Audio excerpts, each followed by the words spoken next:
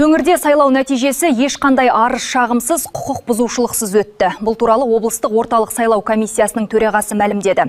Өңірде құрылтай сайлауы қалай өтті? Облыс бойынша қанша адам қатысты? Толығырақ бейнематериалда. Құрылтай сайлауына алғаш рет Еуропа және түркі тілдес мемлекеттердің байқаушылары мен журналистері қатысқан. Жалпы айтқанда сайлау барысында 520 учаскеде 3618 қызметкер сайлаушыларға қызмет көрсетті. 520 участоктың барлығында ешқандай арыз шағым болған жоқ.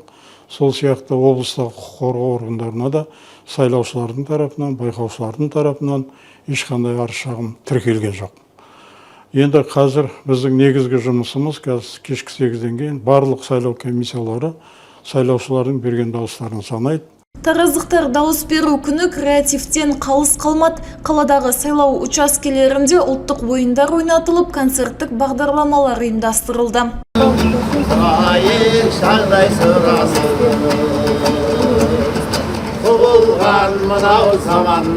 Ұлттық киімдегі бұл өнерпаздар Ниязбековтер әулеті отбасы өздері тіркелген учаскеге ән шашуын тарту етті. Өнерлі отбасы бұған дейін де саяси науқаннан қалыс қалған емес. Болашағымыздың өркендеп өсуіне жарқын жол салуына өте маңызды. Сондықтан әрбір қазақ келіп дауыс беруі өте маңызды деп ойлаймын. Сондықтан біз отбасымызбен келіп, семьямызбен келіп, өз қалауымызды жасап, өз таңдауымызды жасап жатырмыз. Дауыс беруге жамбылдық спортшылар да қосылды. Мен бағана осында өзім көрдім. Келіп мен бірақ ол кезде жұмыстарым өтіп баратыр едім.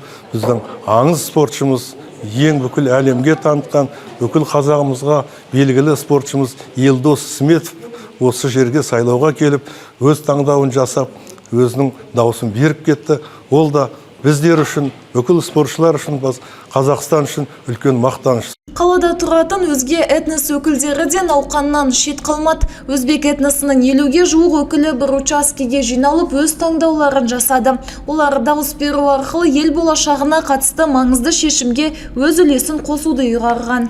Бәрі дауыс беріп, не қылып, енді не деп айтайын? Біздің Қазақстанымыз гүлдесін, бақытты болсын еліміз, аспанымыз ашық болсын. Айта кетейік, сайлау қорытындысын шығару үшін учаскелерге заң бойынша 2 тәулік, аумақтық сайлау комиссиясына 3 күн, ал облысқа 10 күн уақыт беріледі. Махаббат Құсайын, Бекзат Ашырбай, Айдос Қыстаубек, Қордай 24 Ньюс.